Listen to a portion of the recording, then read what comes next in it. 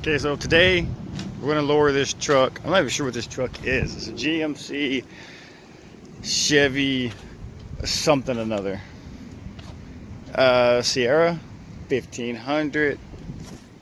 Let me get away from that so we can get a good view of what we're working with here. It is, yeah. So today what we're gonna do is we're gonna lower this truck. It's a GMC Sierra. Yeah, I know it has Chevy wheels right there. Even though GMC Chevy, they're the same. We know how it works. All right. Anyway, here's the truck. I think that would be a 1500 if it was a Chevy. So I'm pretty sure the suspension system is the same. So lowering a 1500 and lowering this truck is going to be pretty much the same thing. We have a lowering kit in the vehicle. I'm not sure what it is yet. I have not looked. Let me get that and I'll be right back. Well, here it is hiding in the back. Let me figure out how this truck operates and I'll get it out. Let's see. There's the door right here. She has that deal. Pop this up. All right, cool. And he's hiding with that. Oh, look at here. We have looks like some shackles in a box. We have here some struts, so he wants me to replace those for him also. And some cool things here in the box. Probably the complete lowering kit. Well, let me get that into the garage, onto the table, and I will open that up. So I made it in the garage, and check this out, because I just have a 2-car garage here, and this thing has taken, well, the garage. Never mind my mess in here. I'm working on it. I always have a project going on, so it always stays a mess. You have a garage, you know how it is. So here we are. This is what is this DJM suspension from California. So if you're from California, it says right here, this product will give you cancer. So if you're from California, watch out for your cancers. And like, he's already opened this. I haven't been in it yet, but he has. So let's see what's in here and what we get. Cause like an unboxing, non-unboxing video, because we know how cool it is to watch things come out of a box.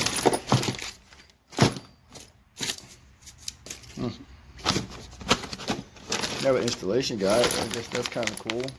I'm guessing those go on these. I'm guessing these go here on the sway bar. I guess. I have no idea. And another installation guide, in case you didn't get the first one. Another guy here. Looks like an upper A-arm or a lower A-arm. And let's see what under that is. Yep, another one. Alright, cool. So that's what's in the box. And over here is pretty much self-explanatory. We have some struts. These are Jimbo. And alright, and in here more tabs, looks like some form of spacers, shackle. And here is pivot, shackle, arm. We'll figure that one out when we get there. That's what's in the box. So we're going to install all this into this. I did take the liberty of putting it in the garage. And like I said, it did take up my entire garage. I have to be at work later. Yes, the garage is a complete mess right now, but it barely fits. The thing I put it in here instead of doing it in my driveway is because I have these awesome quick jacks. Yes, they've been used. Yes, they're kind of ugly and they got paint on them because I have painted 2 vehicles in this garage. But here is the back wall of my garage. Barely got there. And then when the door comes down,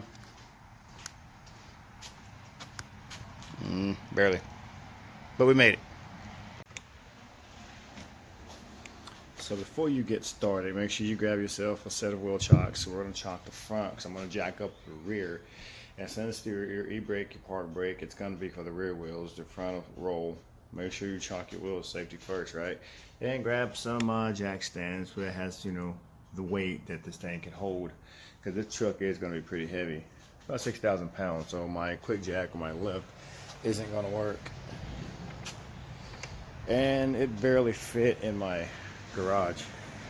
So we're gonna chalk the front wheels and we're gonna take the back off and we're gonna get started. All right, now we're all set up here. First things that we're gonna have to do is measure what we have right now, sitting on a flat surface in the garage. We're gonna measure the height of the vehicle right now. So I'm gonna measure all 4 sides, record that, and then I'll go back and then we'll start the installation.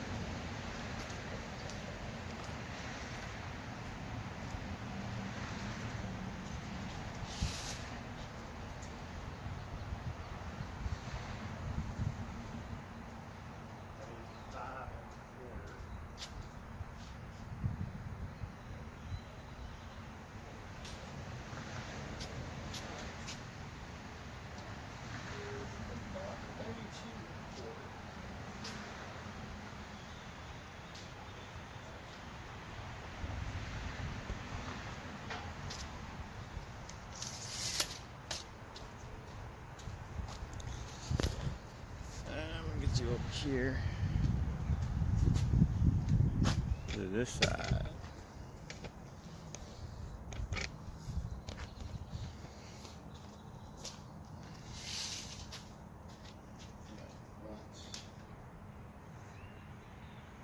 Right at 33.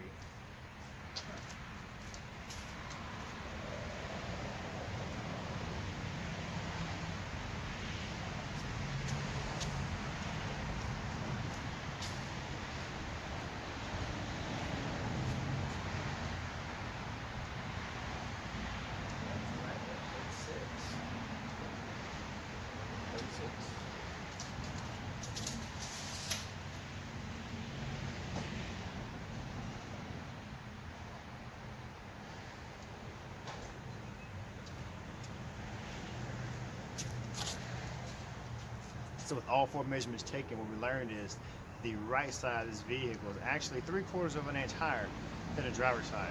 And that may be because of the fuel tank. That'd be my guess. And if you're driving the vehicle, you always have to have a driver, not necessarily a passenger. So maybe the suspension on the driver's side has sagged a little bit. But either way, that's 3/4 of an inch. All right, so here we are under the vehicle. Added a whole bunch of lights under here so we can see what's happening, but we had to remove the strut here, and there's a bolt here. It's like a 21 mil, and there's a bolt at the top which is a 21 mil that's going to have to come out. Now if you look up here, there is this wiring harness back here, so we had to work around that, make sure we don't damage that, and that's it. Just bolt bottom, bolt at the top, and she'll come right out of there. All right, so now we're under the vehicle, and what we're going to do is remove the strut. There's a bolt here. There's a wiring harness behind it. Make sure we don't damage that because the nut is on that side.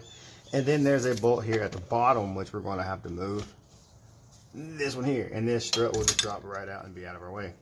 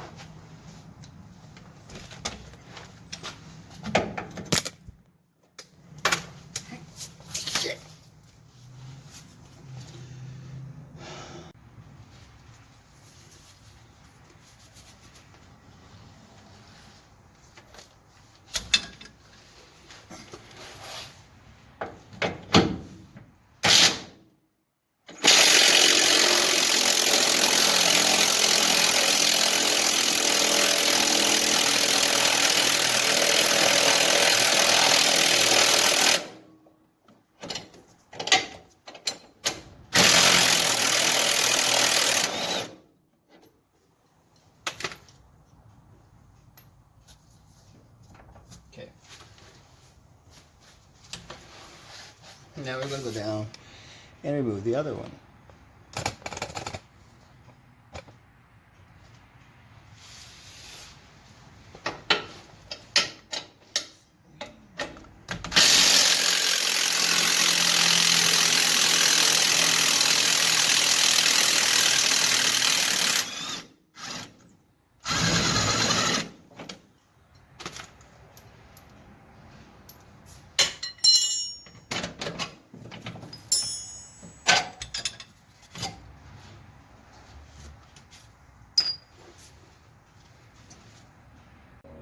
Here's our strut and a side-by-side comparison. This is the one that we just took out with the new one that's going in.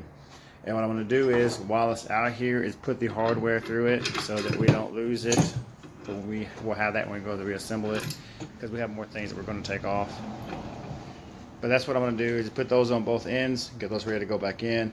So let's go to the other side and get some more work done. Okay, so starting here at the back, go facing the front, you'll see that front shackle. This is a support for the bed. This shackle here is going to have to come out. These are actually rivets. All right, so these are going to have to be ground off or drilled through to remove that shackle. Now, the hardest part about this installation is probably going to be this guy. That's your fuel tank. And that fuel tank is going to be held in with these straps. There's probably, well, I'll get under there, but there's probably 2 or 3 of these. So we have to move this fuel tank out of the way, drill out these rivets so we can get a bolt through, and then attach the shackle that came with the kit. So let's see how we're going to get this gas tank down and out of the way. Alright, so I'm in under the truck now, and this is towards the front of the fuel tank. I'm actually laying on my back on the floor in the garage. On this side, you see it sits inside the carriage. That strap just sits inside there. And then towards the outside of the truck, you will see the actual bolt and a whole lot of rust on that frame. You'll see the bolt there that holds that in place. So we're going to have to loosen those, or actually take those out to move these straps, and then that'll allow our gas tank to lower. But you want to be careful with that, because we don't know how much space we have with the wiring harness or the fuel line that comes out of this gas tank and goes up to the front. So we want to just kind of move that just enough to give us some room to get a bolt through, and then we'll slap a nut on it so we can hold that shackle in place. Also, while we're under here, it'd be a good idea for you to see what's on the other side of that rivet. This is the back side of that rivet. And on this side, you can see the front. So that's what we're going to grind off. You can grind this off from either side, but because this gas tank is in the way on this side, we're going to grind it off from the outside and push that through. And then the hole that that rivet lays behind is where our bolt's going to go through, with a nut behind it. Okay, so to get started, first thing we are going to do is remove the leaf spring. That's by taking off this nut and pulling the bolt out and getting it out of the way.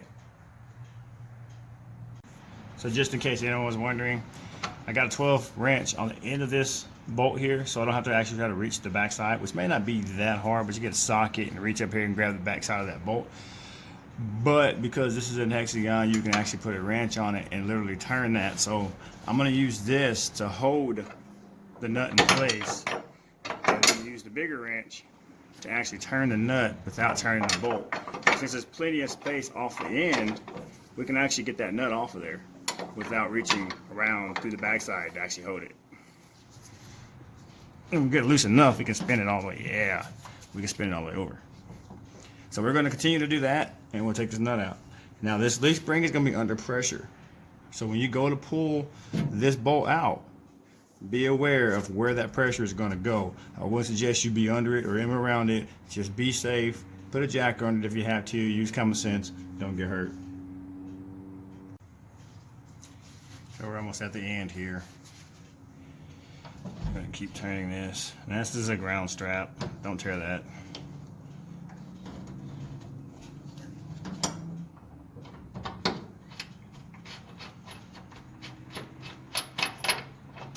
And there we go.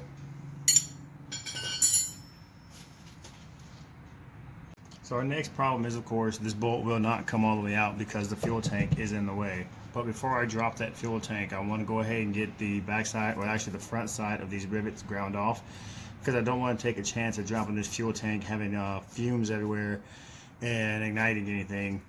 Because I mean, you may be able to drill through here if you can get a drill in, get enough pressure on that, get it lined up straight, and actually drill through there and not have to worry about too many sparks flying anywhere. But since I'm going to use the grinder, I'm going to leave the fuel tank in place, go ahead and shear these off, and then probably be able to drop this thing out of the way or pull it away from it and then get that bolt out. But before I still got to move the fuel tank regardless to put it back in. So before I drop the fuel tank, I do want to go ahead and get these off and get all my sparks and all that out of the way. New bracket should fit in these holes here, 1, 2, 3, and 4, where the rivets are. Let's see. Yeah, so now we're going to drill those rivets out and put that all the way in. Right, Chase? Yeah. Alright. Now. Alright, so we got a comparison here. New bracket and the old bracket. And those badass, cheap grinding wheels over there. But got the job done. So there we are. So now we got to go back and grind these all flush, and we're going to push these through the frame. So it's time to remove the gas tank. And I did show you guys where the bolts were at for that earlier. So I'm going to climb up under there. Might take a jack with me to hold this up somehow, because I don't want it to fall too far. The fuel line's here, or the filler neck. I don't think we got that much room to play, but we can just move it towards the inside a bit and get some clearance. Okay, for the sake of transparency, what's happening is when I go to put the hanger in, I realize that the spring is sitting on top of the hanger. So if I put this all the way in, I won't be able to put the spring in. So I went back, I took the bracket off, which I didn't have it all the way bolted in. I took the bracket back off, and I put the bolt through the leaf spring and put it into the bracket. And then I lifted the bracket, check this out, with the jack to get it up there, and I put all 4 bolts in the hole. Now I'm going to go back and try to get the nuts on the back. I do have the fuel tank completely loose. It is sitting on the transmission jack, and that's there so that I don't just drop the tank. And then this should be pretty much wrapped up once I get all this bolted up, or bolted up. And then we'll do the drop shackle here in the back, and then this side will be complete. Alright, so what I ended up doing was moving the gas tank to the side. I didn't have to take the gas tank all the way down. It was really hard to do, I'm not going to lie to you. To try and error and a few choice words I can't repeat. But anyway, I was able to reach in and actually put the nuts on the back side of these. I used an angle wrench to hold the nut and then tighten these down. So the bracket is actually secured. This one is still loose because I may need some wiggle room. And I have removed the shackle just to give me a little bit of play in there, just so I can move it around a little bit. And now we're going to go and take out this one. Put this shackle back here, put the drop shackle in, and that should complete this side. So let me get that done. I already got my wrenches set up, I got my 12 on the outside, and this one on the inside to hold it, and then we'll put in the new one. Where is the new one actually? What? The new one. Boom. And then here's the new one. Alright, let's do that now. So we ended up with the same trick here.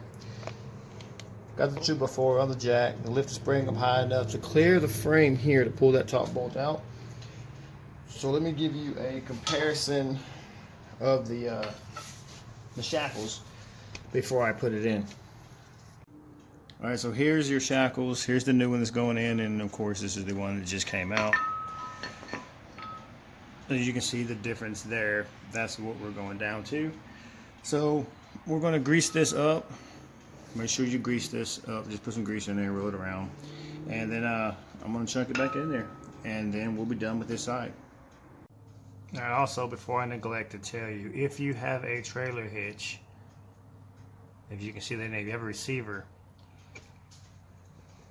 Let me see if we can get that in there. Yeah, you see that underneath there. You're going to have to loosen the bolts for that too. And you can see this is loose. And what I did was I took all 3 bolts out on this side and the one off by the license plate. I just loosened the other side just so I could pivot it enough to get that the bolt out of the actual shackle. Once I get the shackle back in, then you make sure you tighten those back up. But those have to come out too. I just want to make sure you know that because I forgot to say that a while ago. And now I'm going to install the shackle. Okay, so everything is done. That's back in place, torqued down to about 60, 70 foot-pounds. And here's your new bump stop. That's pretty simple to do. There's a nut on top. You loosen the nut and this drops out and replace it with this one. This is one supplied with the kit. And the rear shackle is up. Make sure that is sitting vertically. And that's it.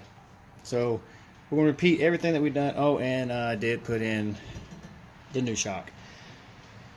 But everything's done exactly the same way on the other side, except it should be a whole lot easier. You're not dealing with the fuel tank anymore. It's open space over there. You're going to grind off the rivets or drill through the rivets, pull those out, and just redo everything you did over here, back over there, and it's really simple. So I'm going to go get that side done, and then we'll start on the front. Alright, it's raining out there right now. Got really dark really quick. Got some things that pop up, but this is the driver's side. We're going to start doing that now. What I want you to notice is, you know, you have a new castle nut here. Replace your other one, don't reuse it. So your new bushing right here. Okay, so now we're going to move over to the driver's side. The rears are done. So we have a new castle nut, a new ball joint. And what I want you to pay attention to is here. These are for the grease certs. They come in the package here, so you can grease this thing. But if you look down in there, you probably can't see that. Oh, you can't. They say that during the machining process. Yeah, you can see in there. There's some metal in there. So what we're going to do is we're going to cut these, and then we're going to get these out, and then we're going to clean that up. But make sure you clean that up, because if not, that metal will stay in there. If that metal stays in there, it goes around and around and around. It just chews the bushings up. But this is it for the front, these sways, this arm, and then we're going to get that in. Alright, so I took off working already. I need to get all this. So this is where your castle nut is going to go, even though this doesn't have a castle nut on it right now. And back here, we're going to remove this one. And then there's one on the other side right here. We're going to remove this. Alright, and then that'll drop your A-arm out. Your sway bar is still attached here on both ends. We got a new one of those. It's a shorter. And I'm going to put a jack under here to hold this up while I take this off, because this spring is going to be under tension. So you just take this apart. It's going to want to shoot down, and it's going to be a mess. You could get hurt. But other than that, this is pretty straightforward. You know what I mean? What is that? 1, 2, 3. 3 bolts there. And then there's 2 nuts on the sway bar. Replace the sway bar. And I'm also replacing the strut. If you're not replacing your strut, then you don't have to worry about that. But there is a nut up top. And then there's 2 inside the bucket, or inside the A-arm. Whenever it comes out, you'll see those. Okay, so it did get a little dark on me. Like I said, it's still dark out there, but I ran into some issues. I had to go do some stuff and then come back. But the A-frame, not the A-frame, but the lower A-arm is in. Got the bolts in. You see the bolts back there. And then the sway bar connection, it's there. It can get you in there. There we go. Alright, now that is connected. And then the other side of the A-arm. Okay, things I've learned is that you can't put that strut in and then try to turn it through the A-arm. You have to go through the bottom of the A-arm and then all the way up to where the bolt is on top. I tried that, it really didn't work out for me, so I had to go back and lower it and then turn it and then put it back in through the bottom. Other than that, everything was great. You will have to put a jack up under the A-arm so you can jack it up to attach everything. But other than that, I mean, it's pretty straightforward. You take out your older one, put in your new one, and then that's it. So you'll get your jack here, right around where this bolt is at. And then it's a little bit inward, so you can, you know, jack it up, and then you won't have to fight and try to put your sway bar bushing in. And then on the bottom, we do have a castle nut on this one, and it has the cotter pin through it, so that you don't have to or with the other one. The other one did not have a cotter pin. It had a regular nut on it. And that thing was in there. I had to take a really serious hits to the hammer to get that thing out. But other than that, man, this is pretty straightforward. I mean, everything bolted up. Everything fit pretty good. Alright, so I still have to do the other side. So I'm going to put the wheel back on this side, let it down, and do the other side. And then we'll go get us some final measurements. Okay, now that I have one of these out, I can give you kind of a side-by-side view of the stock A-arm versus the DJM.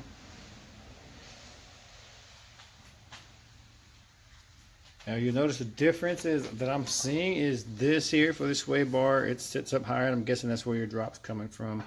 And then, you know, you have a castle nut on the end of this one, whereas this one did not have a castle nut, just a regular nut.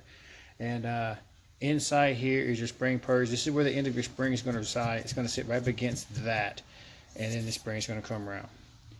This one has a divot inside here where the end of your spring should sit. So when you put this on, make sure the end of your spring does hit here. That'll keep it from being able to turn inside the seat. Other than that, there we go. Alright, I am officially done. I am a mess. I'm trying to give you guys the same angles that I gave you when I first started. Had some things happen. I had to go handle some stuff and then come back and finish. But I'm going to take measurements right now and see where we're at. But it is officially all done.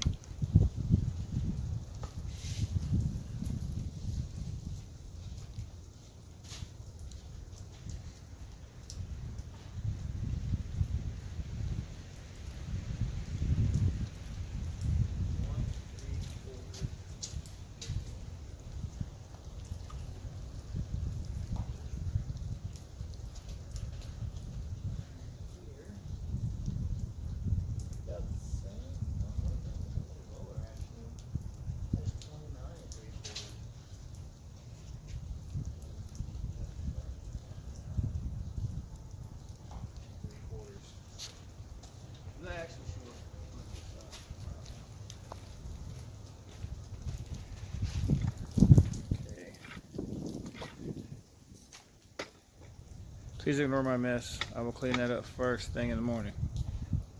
Okay. Right front. About 30 and a half.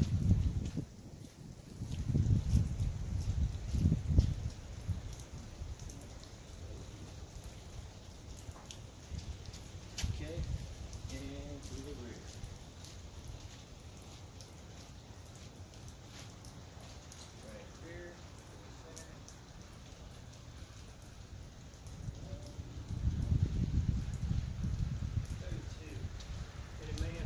Tire replacement too, but